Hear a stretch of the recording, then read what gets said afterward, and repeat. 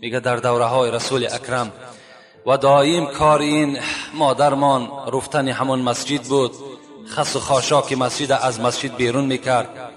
روز از روزها میگه رسول اکرم به قبرستان گذر کردن و با بین همون قبرستان نگاه کردن که یک تازه قبر دیدن، یک قبر نو. گفتن که یاران من این قبر کی است؟ گفتن این قبر ام محجون است. گفت همان کسی که مسجد ما و شما را میرفت تازه میکرد. گفتم بله. گفتم برای چی در جنازه اون کس ما را دعوت نکردین؟ صحابه گفتن پیغمبر خدا روز گرم بود و ما نخواستیم که شما را آزار دهیم و در این روزهای سخت و گرمی شما را بیرون از خاندان کنیم. از این خاطر ما خود تکفین و تجهیز این مادر را بجا آوردیم و در بهترین صورت او را بر قبرستان برده گراندیم. رسول الله گفتند اصحاب من شما فراموش نکنین که بر کدام جنازه که من جنازه کنم و در روز قیامت از شفاعت من برخوردار می‌گردد و هر یک مرده که در این محله و دیار می شود البته مرا بر بالای جنازه اون کس خبر دهید. گفته رسول الله چیکار کردند؟ به سوی اصحاب این چنین امر کردند و بعدا میگه به سوی همون قبر گشت. گفت ام محجون آیا کدام کار دنیایی برای تو در قبر فایده آور شد؟ رسول اکرم صدا را میشنیدند و داخل قبر را میدیدند. میگه مدت ایستاد. اصحاب میگه که رسول اکرم هم سکوت کردن. بعد مدت به سوی من گشت گفت مادرمان ام محجون به سوی ما ندا کرد که مسجد می رفتم، مسجد تازه می کردم، دائم در آبادی مسجد بودم و همین سبب شد که من از فتنه های قبر نجات یافتم. و رسول اکرم گفتند خوش به حال اون بنده که در آبادانی مسجد سعی و کوشش دارد. در این باب البته گپ‌های زیاد در فضیلت مسجد موجود است و ما هم نو الحمدلله که این مسجد هفته گذشته اگرچه در چشم شما میرسد نمیرسد خیلی خراجات زیاد و خیلی یک 4 روز یا 5 روز در این داخل کار کردن، خراجات های زیاد کردن و این تعمیر دیوال ها هم از قسم بیرون از نو شد، سفید کرده شد، درها همه رنگ کرده شد و دیگر بعضی کارهای دیگر هم البته هست انشاءالله از فردا با سر میکنن. خدا خواسته باشد باز در نیت برای آبادانی در پهلوهای مسجد برای بهبود کردنش هم نیت ها هست. لیکن برادرها در اینجا یک قسم برادرها خراجات ها کردن انشاءالله در حدشون دعا میکنیم. بعدا موضوع مانده شروع میکنیم.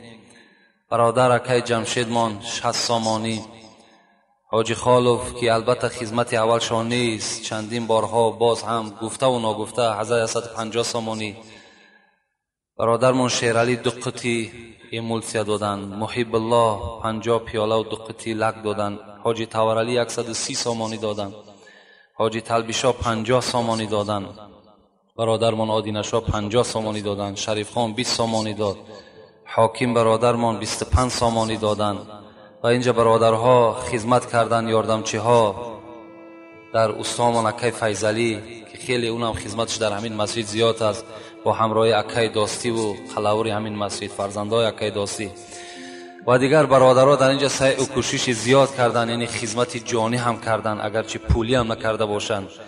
و یک برادر میگه در بازار در یک چاینی که برای همین مسجد خریدن و خدمت ها در آوردن این مصالح ها کردن. خدایا این همگی را عمر دراز و تنی صحت و خاطر جمع خدا نصیبشان بگردانی و خدای مهربان چگونه که رسول اکرم گفتند من بنا مسجدا لله بنا الله قصرا فی الجنه، حدیث ترمذی است. پیغمبر خدا گفت کسی که در مسجد، کسی در دنیا از برای خدا مسجد را آباد میکند یا سوم برای مسجد روانه میکند خداوند قصر در جنت برای او بنا میکند. خدایا برای این برادرانی که خیر احسان کردند، خراجات ها کردند، بهترین قصرها را خدایا برای اینها بنا بسازی و عمر دراز و تنی صحت خدا نصیب و روزیشان بگرداند. آمین و رب العالمین. باز از شما خواهش میکنم که در کدام مسجدی که نباشد سهم خدا بگذارین انشاءالله این حسرت نیست، پشیمانی نیست. فردا باز برای کم دادن یا نکردن تان پشیمانی دارد و لکن هیچ.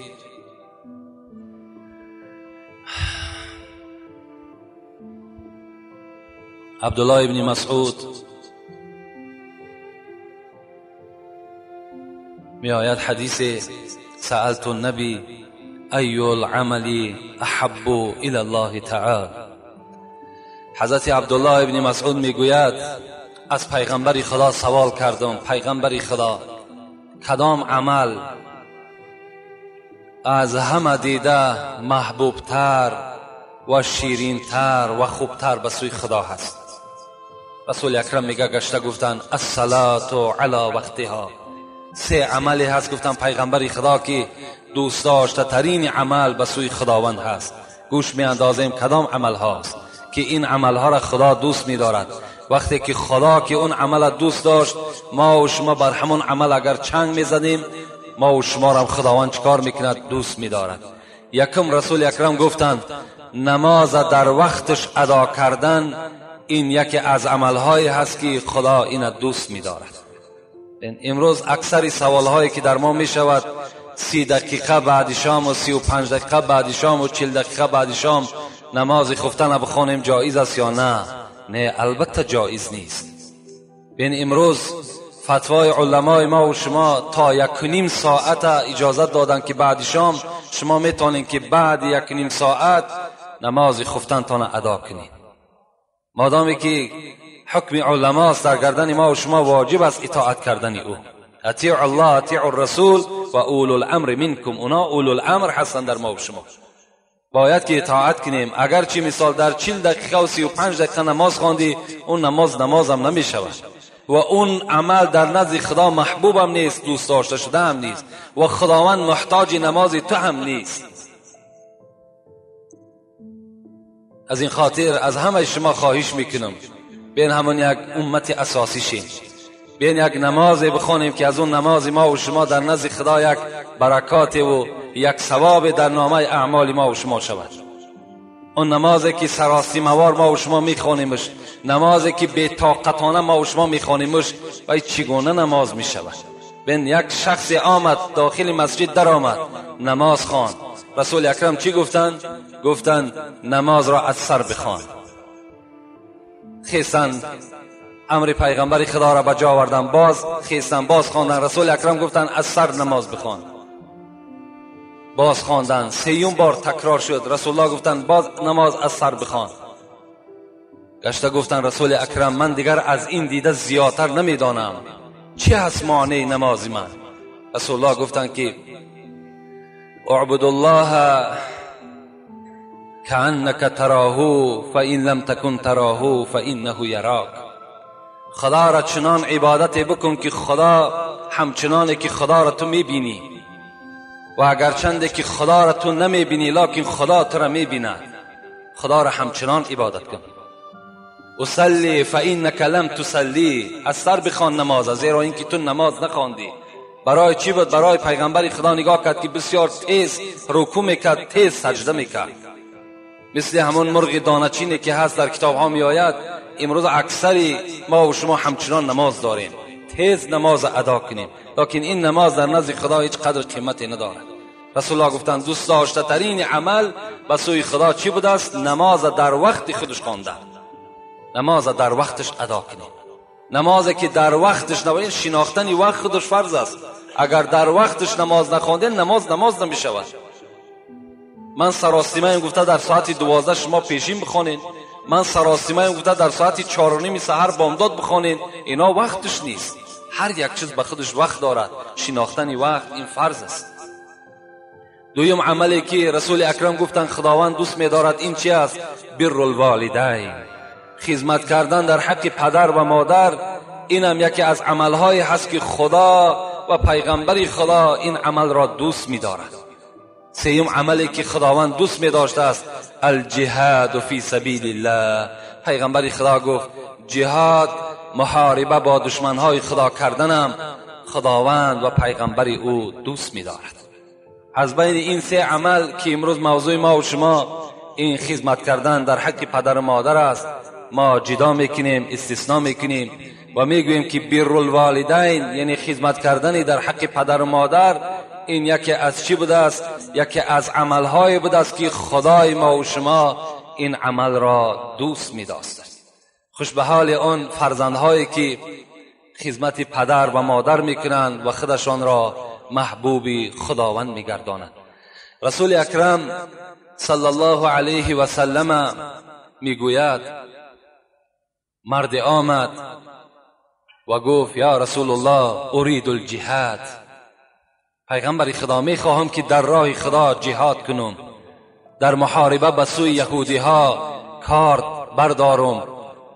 رسول الله گفتند احی والدک، پدر و مادر تو زنده هستند؟ این جوان گفتند بله پیغمبر خدا، پدر و مادر من زنده هست. ففیما فجاهد، پیغمبر خدا گفتند رفته خدمت پدر و مادر را انجام بده، این خود جهاد در راه خداست. جهاد بسیار کار مشکل است. جهاد اگرچه به نهایت اجر زیاد داشته باشد، انسان را راست به حساب و داخل جنت بگرداند، لکن کردن جهاد خیلی کار مشکل است. حتی جهادها بجز اینه که با ضد دشمن اسلام می جنگند، بسیار جهادهایی هست که حتی اوناش در ما و شما از عهدش نمیبراییم. حتی یک جهاد دیگرش همین است که کلمه حق را نزد پادشاه گفتن است. کدام شما قدرت دارین که نزد پادشاه بخیزین و پادشاه را مثال شما گپ بزنین که تو نماز نداری یا تو زکات نداری یا تو روزه نداری یا حق مردم را رعایت نمیکنی؟ این کلمه حق خودش چی است؟ جهاد در راه خداست. کدام انسان این جهاد را به جا آورده میتونه؟ اونی که مثال شمشیر میبرداری و از کودک زن میگذری، اینش یک جانب همین کلمه حق. یا اینکه یک برادر را گفتن که مثال تو نماز بخوان، یک انسانی که صاحب منصب و پولدار باشد، ما و شما دلاوری نمیشیم برای انسان گپ بزنیم. اینم جهاد در راه خداست. رسول الله گفتند پدر و مادر را در خدمت بکن، این جهاد در راه خداست و تو چی میگیری؟ بهترین مکافات که جنت است. از حساب خدمت پدر و مادر تو بر این نائل میگردانی. مرد دیگری آمد گفت یا رسول الله من احق الناس بالصحابتی، با کی از همه دیده هم صحبت تر شوم؟ با کدامش؟ با پدرم یا با مادرم؟ کدام اینها قطعی؟ کدام اینها حق بسیارتر بالای من دارند؟ رسول الله چی گفتند؟ امک. ثم من؟ قال امک. ثم من؟ قال امک. ثم من؟ قال ابوک. پیغمبر خدا را میگد پرسیدم، رسول اکرم گفتند مادرت از همه دیده حق بسیارتر بالای تو دارد. گفتم رسول اکرم بعد از این کی؟ گفتند بازگشته گفتند مادرت. بازگشته گفتم رسول اکرم بعدی مادرم چی؟ گفتند مادرت. بعدن گفتم رسول اکرم دیگر چیز میخوام بعدی مادر؟ بر کی؟ بر پدر، بر برادر، بر خواهر؟ ابوکا. پیغمبر خدا گفتند بعدن بر پدرت چیکار کن؟ خدمت کن. یعنی 3 بار رسول اکرم نام مادر را در این حدیث مبارک ذکر کردند و بعدن حواله به سوی پدر کردند.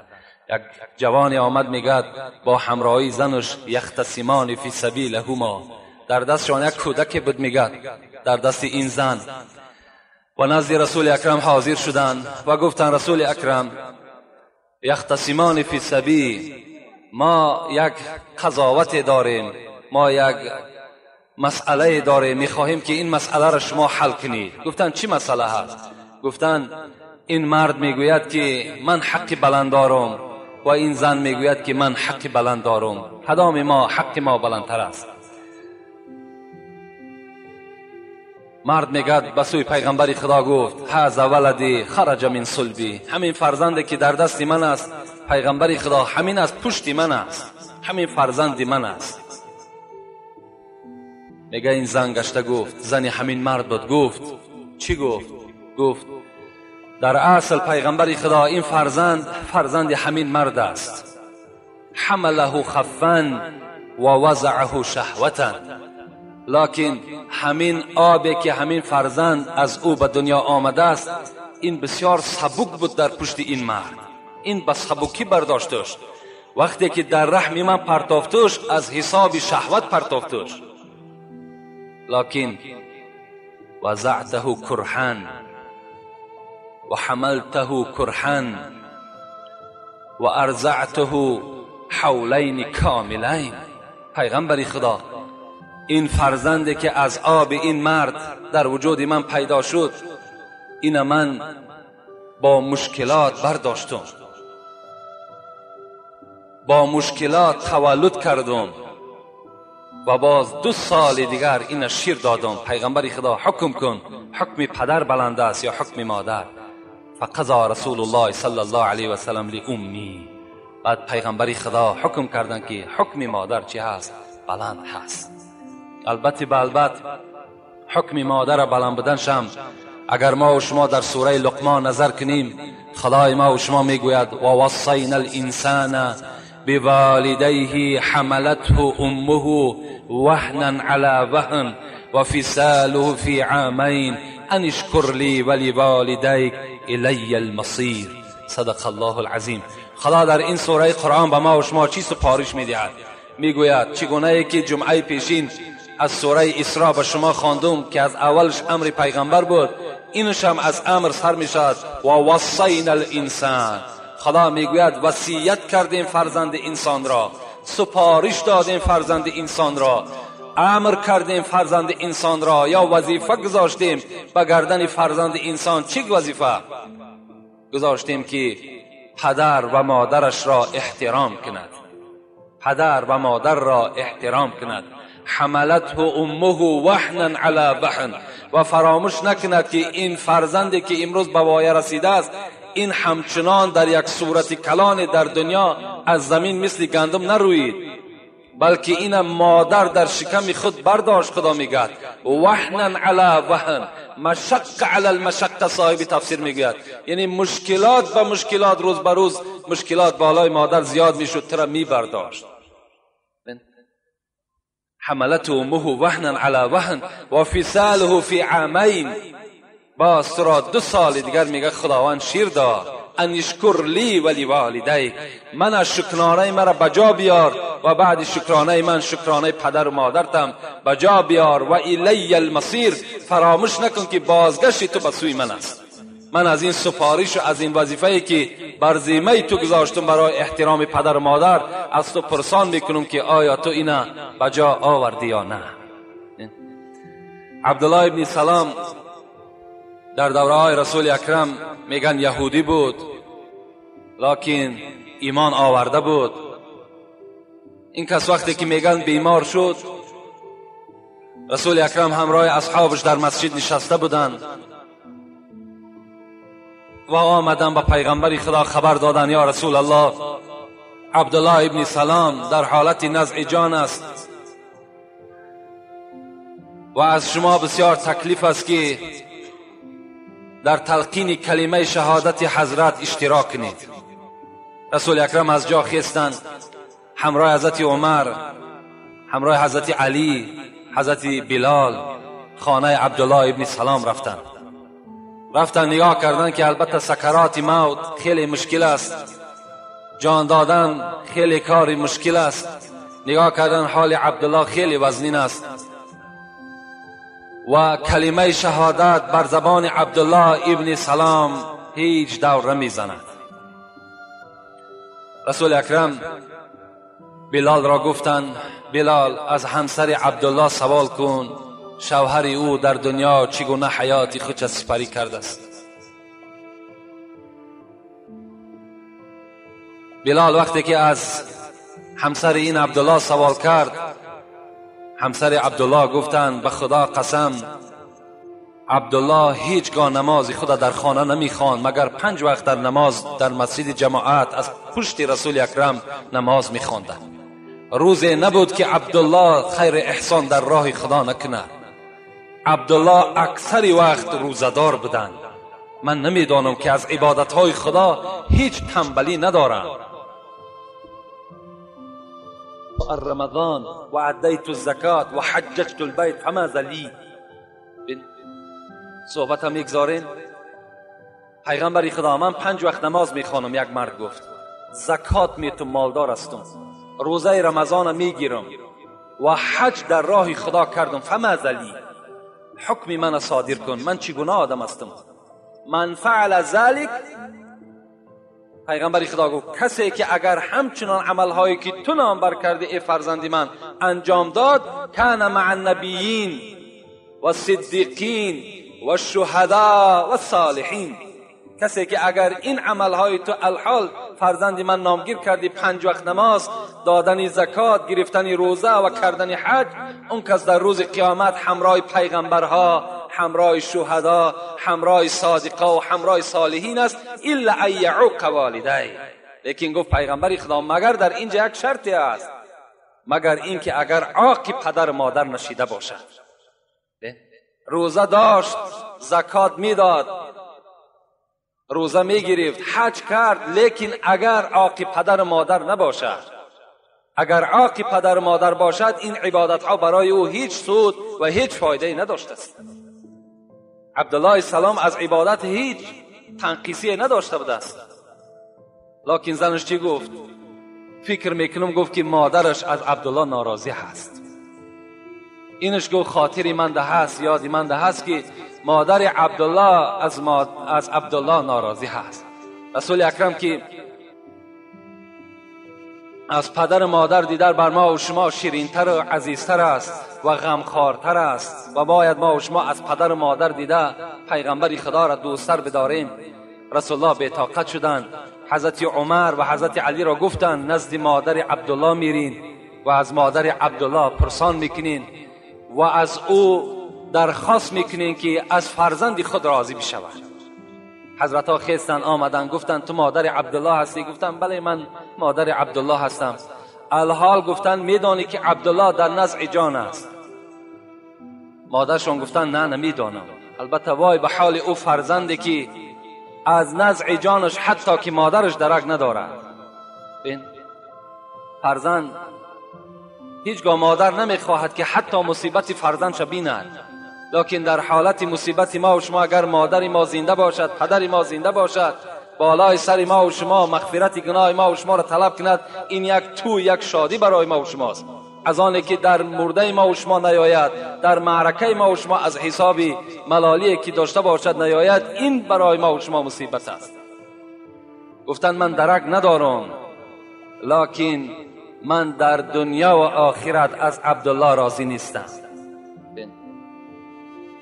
وای به حال اون فرزندی که پدر و مادر میگوید من از فرزند خود راضی نیستم.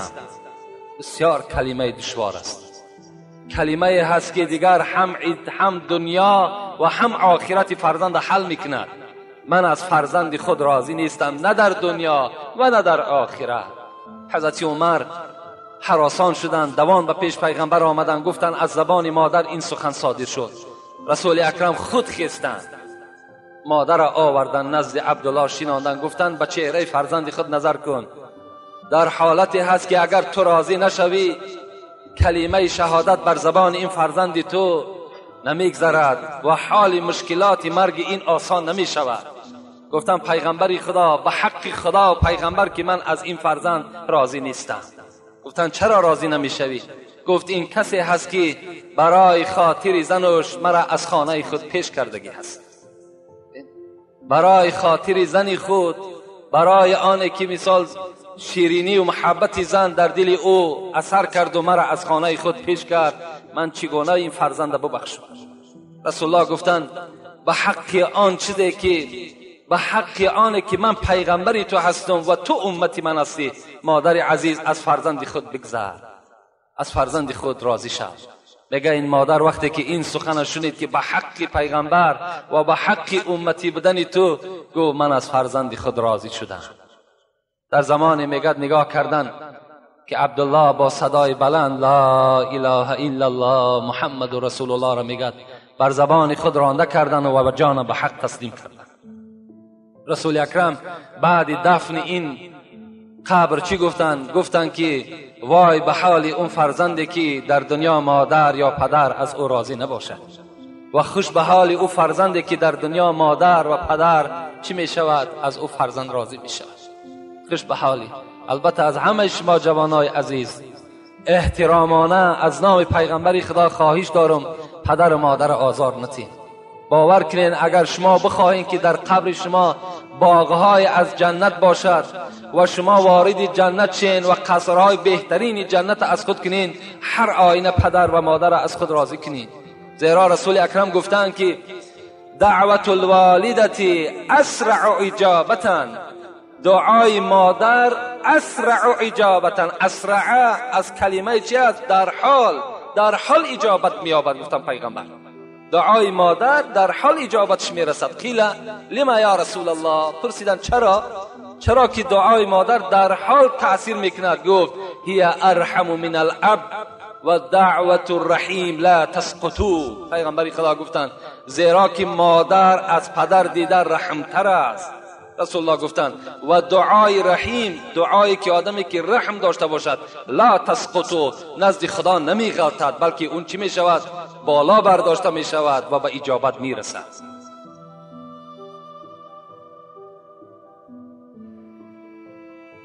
حضرت موسی در دل خود گذرانیدن پروردگارا برای ما جنت میگویی، نعمتهای جنت میگویی و من میدانم که پیغمبرهای تو همه وارد جنت میشوند، منم از آن جمله.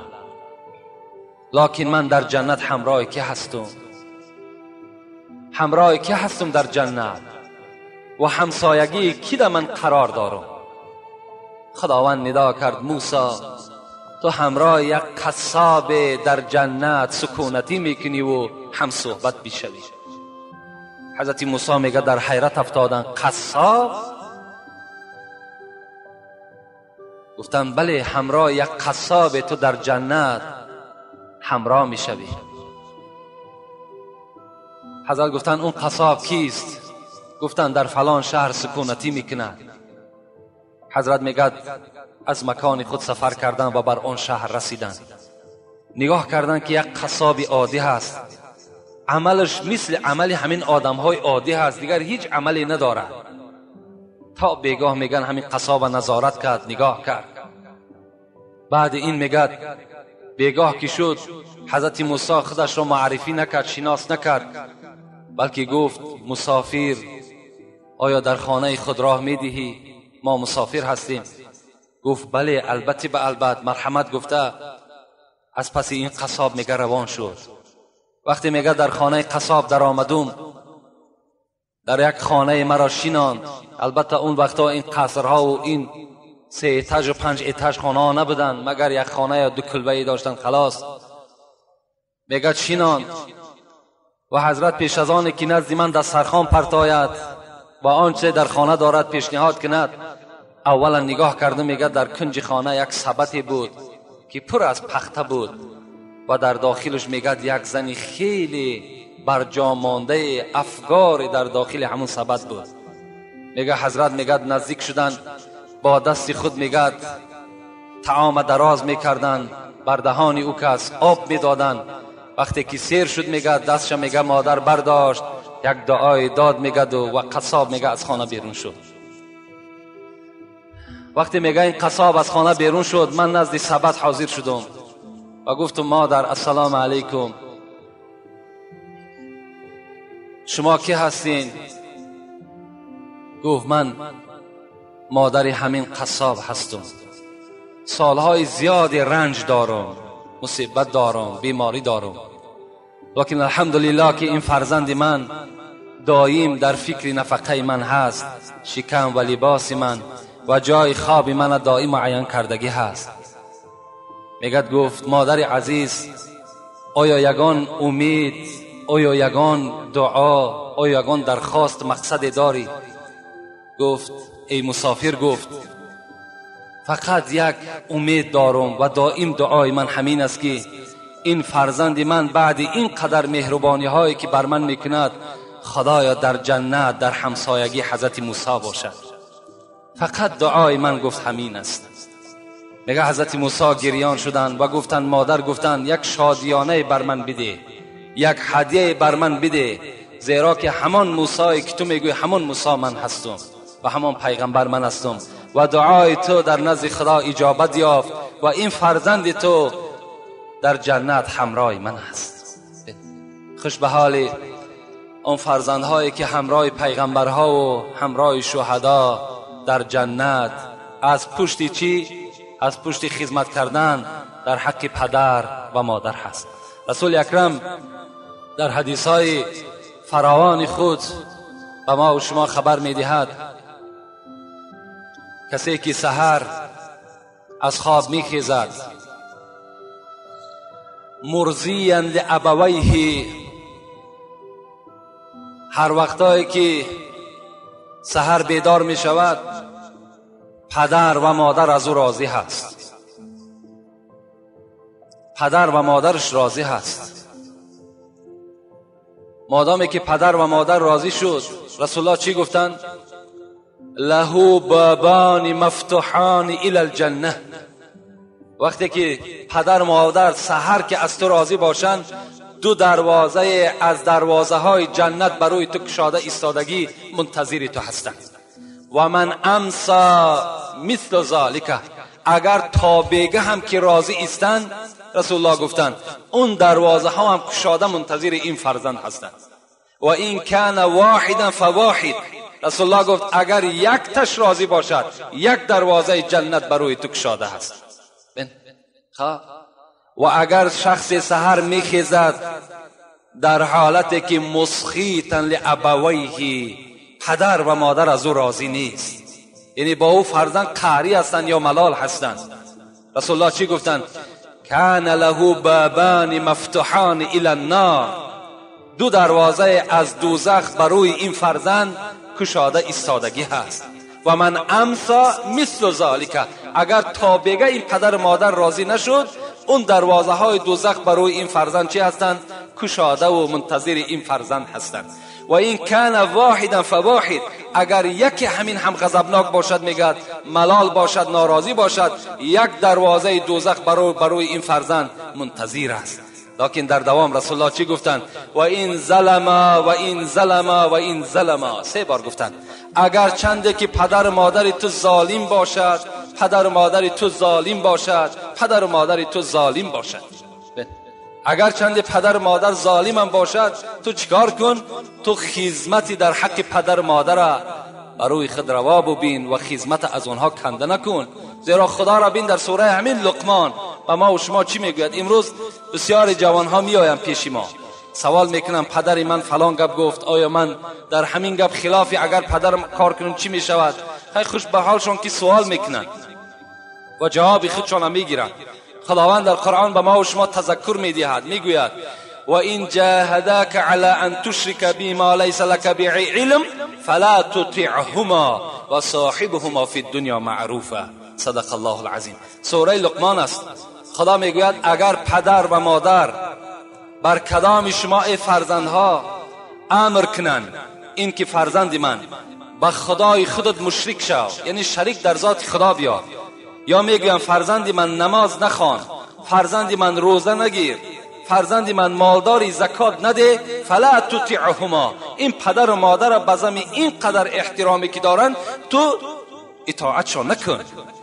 در حالتی که به خدای خود گناهگار شدند پدر و مادر تا اطاعت نکن. و صاحبهما فی الدنیا معروفا، لیکن اگرچند پدر تو کافر هم باشد، مشرک هم که باشد، مفسرای قرآن زیاده از 10 تفسیر ما در خانه داریم، همش چی میگن؟ و صاحبهما فی الدنیا معروفا، با این پدر کافر، با این پدر مشرک تو چیکار کن؟ معامله خوب کن، در حق اینها خدمت کن. و در بین باز چیکار میکنی؟ همون پدر و مادر وقتی خدمت کردی، مهربانی کردی، شاید که چیکار کند؟ شاید که این هم باز در دلش خداوند یک ترحم و در دلش خدا یک توفیق جایگیر کند و باز به سوی اسلام چیکار کند؟ رجوع کند از حساب خدمت شما. حتی حضرت موسی را میگوید در روایت ها میآید که وقتی که بالای کوه تور میرفت با خدای خود میگد نازیده گپ میزد، مینازید که ما با خدای خود چیکار میکنیم، یعنی سخن میگوییم. البته و کلم الله موسی تکلیما، این جای حقیقتش است، این یگان افسانه و یگان حکایه نیست، زیرا خدا میگوید که موسی از پیغمبرها کسی بود که همراه من صحبت میکرد، همراه من سخنرانی میکرد. حضرت موسی میگه بالای همون کوه تور میبرامد و بناز با خدای خودش چیکار میکرد؟ صحبت میکرد و احکام و ارکانها را می آورد بر امتی خودش میرسانید. روز از روزها میگه حضرت موسی بالای همین کوه تور با خدای خود میگه راز میگفت. خداوند خطابش کرد، موسی گفت تا امروز اگر یاد داشته باشی تو بناز گپ میزدی، مینازیدی، از امروز اعتباراً نزد خدای خودت با ادب باش، احتیاطانه گپ بزن، زیرا تا امروز مادری تو زنده بود، از پس تو دعا میکرد پروردگارا فرزند من وقتی که نزد تو میآید مبادا بنده هست یک لغزش میکند، سهو میکند، خدایا تو این را ببخش و بر این غضب نکن. امروز مادری تو از دنیا گذشت، دیگر تو ناز بردار نداری، نزد خدای خود با ادب باش، با احتیاطانه گپ بزن، زیرا یگانه کسی که دلپوری تو بود و در حق تو دعا کن بود این مادری تو بود که از دنیا گذشت. خوش به حالی شما فرزندای عزیز، برادرای عزیزی که احترام پدر و مادر دارین. کدام شما اگر با پدر و مادر ملالم که باشین امروز چیکار کنین؟ رفته بعد شنیدن این سخنها اگر شما ایمان کامل داشته باشین، ترسی از خدا داشته باشین، باوری بر قبر روز قیامت داشته باشین، از پدرهای خود مادرهای خود عذرخواهی کنین، قدمهای اونها را بوسه کنین و اونها را احترام کنین. انشاءالله خداوند شما را چیکار میکند؟ همه گناه شما را مغفرت میکند. حتی پدر و مادرم بعد بخشش فرزند انشاءالله باوری دارم که اونها یک صندوق رحم هستند، یک سیله رحم هستند، از فرزند در حال چیکار میکنند؟ گذر میکنند و فرزند خودشان میبخشند. و از این بزرگها بایزید بسطامی هم که خیلی از اولیاهای متقدمین بود، حضرت هم از خدمت پدر و مادر به این درجات خیلی بالای رسیدند که قصه های این حضرت بایزید بسطامی در کتاب ها خیلی زیاد وارد شدگی است، مگر یک قصه ای که در حق پدر و مادر چگونه خدمت کردند. مولوی جنون در نظم های خود یادآوری میکند، میگوید چنین فرمود روز آن جگر ریش، چنین فرمود روز آن جگر ریش، زرنج و هم فتوحاتی رهی خیش. حضرت بایزید حکایه میکند که حضرت میگد روز این جگر سوخته راه خدا میگد یک از رنجهای خود، از خیلی مشقتهایی که در خدمت مادر کرده است روز حکایت کرد و به چی مکافات نائل شد. صحبت داشت که بودی مادرم در بستری خواب، که بودی مادرم در بستری خواب، دلش بیدار نامی ذکر وهاب، به بالای سری آن ام نائیم، و دستم کوزه پر آب قائم. حضرت بایزید بسطامی میگوید مادر من بیمار شد، بستری شد، افگار شد، دیگر قوت خیستن نداشت. من که فرزند او بودم، من که پیرو قرآن بودم، من که پیرو محمد بودم و از خدمت پدر و مادر که آگاه بودم، بر بالای سر این مادر خود میگد ایستاده بودم که مادرم فریاد زد فرزندم آب بیار. آمدم میگد و دستم کوزه پر آب قائم، آمدم تا آب آوردم که مادرم خواب برده است. کوزه را داشتم در دستم، زی وهمی که مبادا آب گوید، زی وهمی که مبادا آب گوید، مرا در جستن آبش بجوید. حضرت میگوید من قائم بودنم، راست بودنم و چی مقصد بود؟ به مقصدی که شاید که مادرم آب بگد اگر مرا غافل بیابد یا مرا نیابد. چنان کردم در آن شب انتظارش، دو دستم خسته شد دل انتظارش. چنان همان شب میگد برای من مشکل آمد، که در دستم کوزه خود قایم راست استادگی. دو دستم میده شد دل بی قرارش، دلم بی قرار می شد، دست ها مانده می شد. با وقتی صبح شد از خواب بیدار، که بودی تشنه لب آن آب تیار. حضرت میگوید صبح شد، میگد همان قایم ایستادن من، فرمان خدا مرا نگذاشت که من در جای خود بشینم، بلکه همان کوزه میگه در دستم ایستاده. نگاه کردم مادرم وقتی صبح میگه از خواب بیدار شد، که بودی تشنه لب آن آب تیار. و مجرد میگه بامداد که بیدار شد، آب گفت آب درازش کردم. بنوشید آب گفت ای نیک فرزند، نیاسایی دم تو ای جگربند. البته مادر است، غمخوار است. وقتی آب گفت نگاه کرد فرزندش راست ایستادگی هست. گفت ای نیک فرزند، ای فرزندی که دنیا و آخرت تو آباد است، نیاسایی دم تو ای جگربند. چرا تو یک دم آسایش نکردی؟ چرا یک دم راحت نکردی؟ شبی تاری دراز کوزه بر دست، شبی تار دراز کوزه بر دست، چرا ننشسته ای شیدای سرمست؟ میگه حضرت گفتن مادرش که ای شیدای سرمست، ای دوستی خدا، این شبیت راست تو همین بالای پا قرار داشتی و این کوزه در دستی تو بود. میگه حضرت چی گفتن؟ که گفت از ترس آن که آب گویی، که گفت از ترس آن که آب گویی، اگر غافل شوم هر سو بجویی. گفت از خاطر آن من بالای سر تو ای مادر قرار داشتم، که مبادایی که اگر یکی آب میگفتی دویم باره من خواب میشدم، که بر تو آب میداد. زی تأخیرم ملال آید بخاطر، زی آزارت بجانم میرسد تیر. اگر تأخیر میکردم از تأخیر کردنم میترسیدم، اگر آبت نمیدادم بر جان من صدها تیر مصیبت و مشقت آمده میرسی. از این خاطر گفت حضرت چیکار کردم؟ من بالای پای خود راست ایستادم و خدمت تو را یک شب انجام دادم.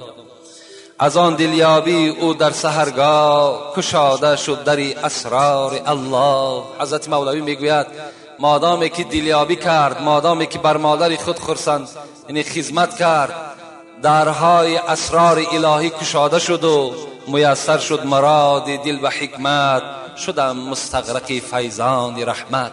وقتی که میگد که اسرار، درهای اسرار که کشاده شد، چکار کرد؟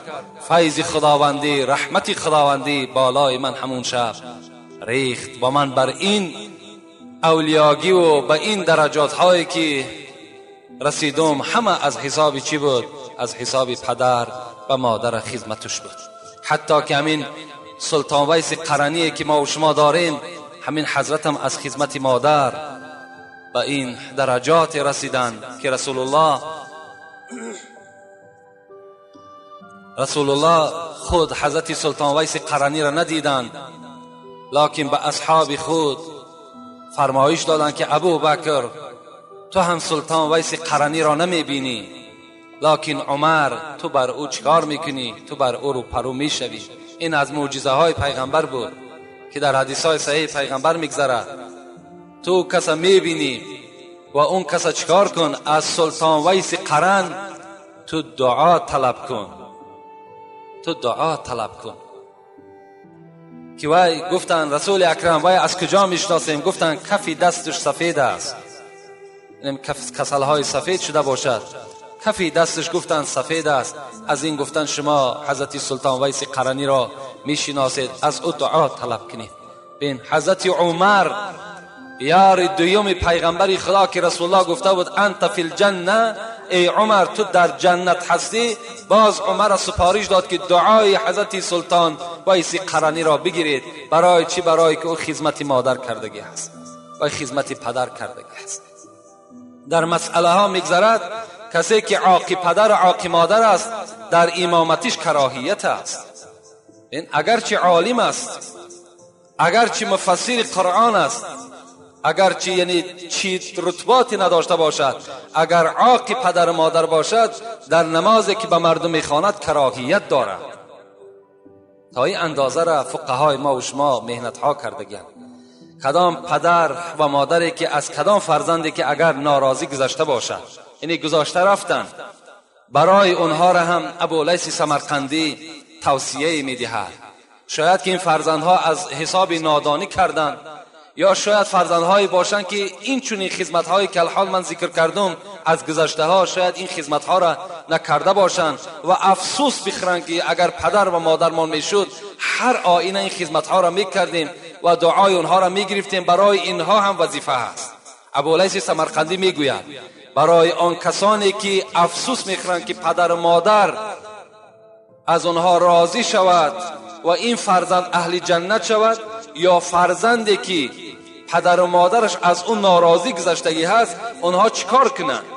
اونها باید که اولا گفت، حضرت ابولیث سمرقندی هم که محدث است میگوید که اولا خود فرزند باید صالح باشد، برای اینکه اگر پدر و مادر از او راضی شوند، پدر مادری که گذشتگی هستند بخواهند که اگر اونها را در قبر از خود راضی کند، در دنیا خودش صالح باشد.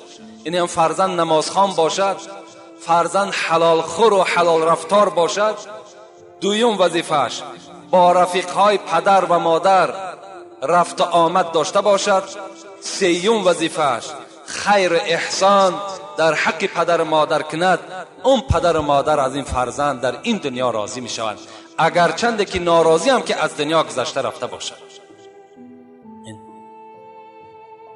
و برای آن کسانی که پدر و مادرشان زنده هستند فراموش نکنید که جنت و دوزخ شما در پیش شما هست. اگر راحت جنت میخواهید مرحمت، و اگر درهای کشاده دوزخ میخواهید هم مرحمت در دنیاست، در پیش شماست. لیکن فکر میکنم که عذاب دوزخ ما و شما طاقت نداریم. عذاب دوزخ علاوش آتشش مثل آتش دنیا نیست، بلکه 70 برابر رسول اکرم گفتند از این آتش دنیا فرق کننده است. شما برای یک تجربه بالای یک همین گاز شما شعله‌ور کنید، بالای همون یک بگیم ثانیه دستان بالای همون بدارین، در آتش دنیا شما طاقت ندارین. چگونه مثال آتش دوزخ ما و شما طاقت میکنید؟ نداری طاقت یک زخم سوزن، نمی ترسی چرا از سوز گلخن؟ البته شما طاقت یک زخم سوزن هم ندارین، از سوز گلخن از آتش دوزخ چرا شما نمی ترسید؟ آخر دعوانا ان الحمد لله رب العالمین. پروردگارا از ثواب و از اجرهایی که در این امر معروف و نهی از منکر موجود هست، خدایا این گوش کننده ها را نصیب و روزی بگردانی و خدایا همه ما را محب مسجد و محب پدر و مادر و محب شنیدن امر معروف و نهی از منکر بگردانی و خدایا تمام جوانهای ما را، تمام مردم ما را خدمت کننده در حق پدر و مادر بگردان و با دعای نیک این پدر و مادر وارد شدن جنت را بر همه ما خدایا نصیب روزی بگردان. ربنا افتح بیننا و بین قومنا بالحق و انت خیر الفاتحین. السلام علیکم و رحمت الله و برکاته. خیر احسان هایی که در پیش ماست خدای این خیر احسان ها را به درگاهش مقبول بگرداند و خدایا در هر دو عالم این برادرها را سربلند نگاه بداری، مرادها و مطلوبهاشون خدایا حاصل بسازی. آمین و رب العالمین. خیلی سوالهای زیادم در نزد ما در خانه هم هست. چند جمعه هست که فقط ما موضوع گپ میزنیم. میخوام که جمعه آینده در باب سوالها و جوابهایی که هست البته سوال جواب میکنیم و خدا خواسته باشد جمعه های آیندهش باز میبینیم که فصل قیامت یا اگه فصل دیگر را به سمع شما میرسونیم.